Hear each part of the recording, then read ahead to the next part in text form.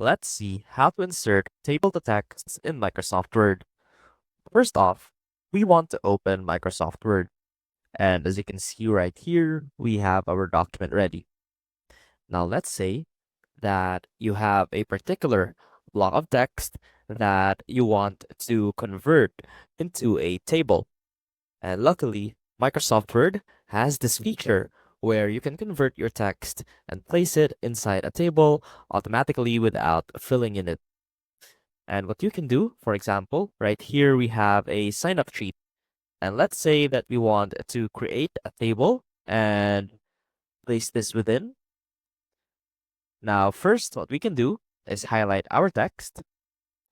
And from there, click on the Insert tab. And from here, click on Table. And you will see this option once you have highlighted your text to convert the text to table. And when you click that, another window will pop up where you can select your table size by setting the number of rows as well as the number of columns. You can also change the auto-fit behavior to fix the column width or to fit to the contents or to the window within the margins of your page. Now, let's click on OK. And as you can see, all of our highlighted text is now placed inside of a table. I hope this helped, and I will see you soon.